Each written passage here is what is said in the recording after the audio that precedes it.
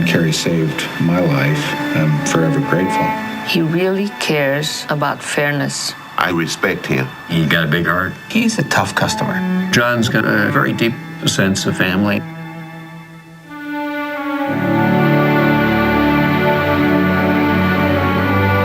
John Kerry was born at Fitzsimmons Military Hospital in Colorado in December of 1943. The world was at war, and the Kerry family, like millions of others, was woven into the very fabric of the war effort. John's father, Richard, was a test pilot, flying C-47s in the Army Air Corps. His mother, Rosemary, was a community leader who also dedicated herself to raising her children. John was a good big brother. He was somebody who looked out for the rest of us, but also set a pace that was exciting to try and keep up with. The family made their home in Massachusetts, and then later in Washington, D.C. John's father became a diplomat overseas. He loved languages, he enjoyed cultures and history. My mother was 50 years a Girl Scout leader and was incredibly proud of the pin she got for those 50 years of service. She was my den mother as a Cub Scout, and they both just gave back, and I think their example of citizenship really had a profound impact on the whole family. In high school, John's height shot up to 6'4", quickly making him a top weapon on the hockey and lacrosse teams. His young mind blossomed, finding many interests, including joining a rock band called the Electras. You know, it was a great way to meet girls. Made a little record. There's your dad and some old haircut, and he was like, yeah, I was in a rock band, he played it for us. And Alex and I were like, okay, it's okay. You know, we were trying to get into it. There's talk of a reunion. In 1962, John was accepted at Yale. I was really struck by his commitment to what he wanted to be. He wanted to be in public life. He wanted to be in public service. Talk on campus focused increasingly, of course, on Vietnam. John Kerry was one of those who chose to serve.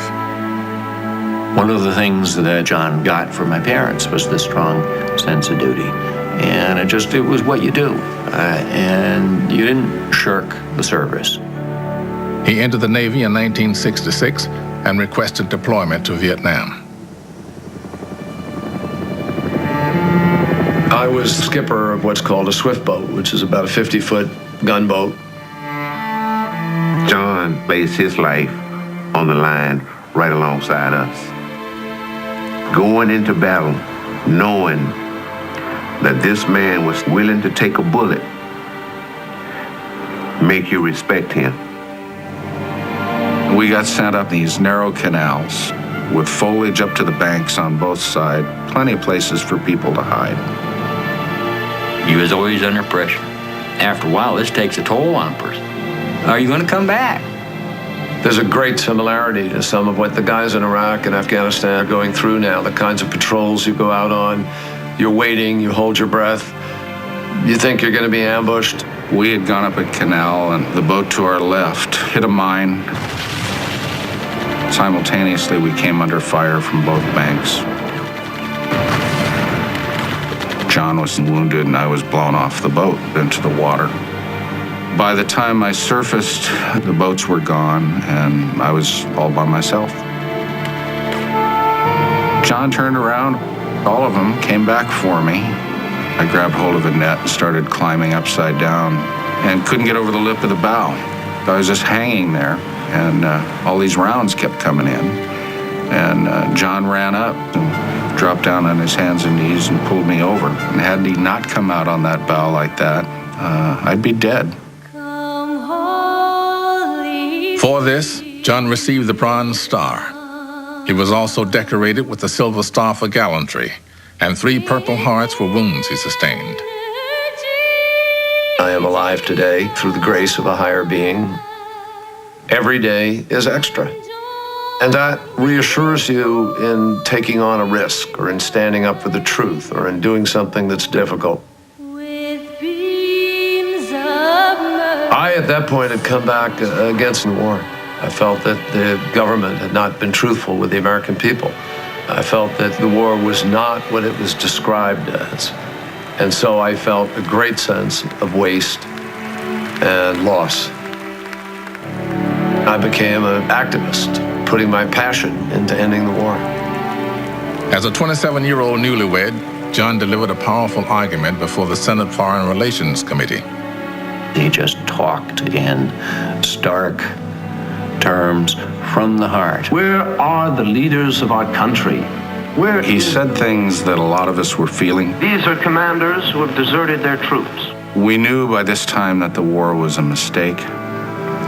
John was the one with the courage to come out and say it. His service behind him, John turned his attention to the home front. He enrolled in Boston College Law School, and after graduation, found a new mission. There's another part of John, which is the tough prosecutorial side, too. He was a tough prosecutor. He went after white-collar crime with a vengeance. It's part of his competitive nature to go get the bad guys. In 1984, John was elected junior senator of Massachusetts. He was to become known as a foreign policy expert. Working closely with members of both parties, he put America's needs before politics. As John pursued these important issues, he made a practice of commuting home on weekends to be with his daughters, determined to remain a good father, even as he worked hard to become a good senator.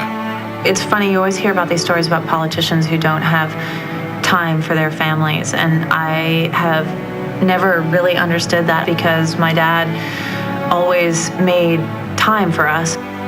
I cried like a baby when they were born, both of them. Being in a room while a child is being born and you're not sure, wow, where's the breathing, you know, and is it up or is it down, and you're kind of following it. It's a miracle.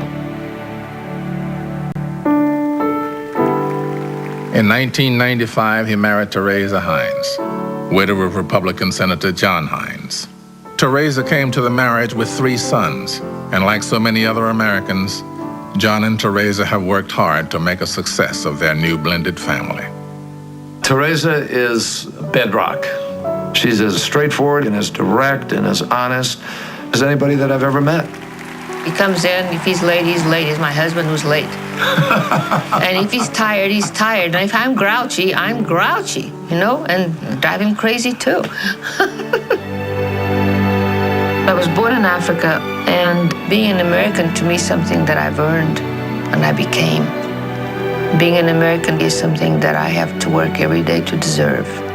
It's freedom and rights that so many people in the world can only even dream of.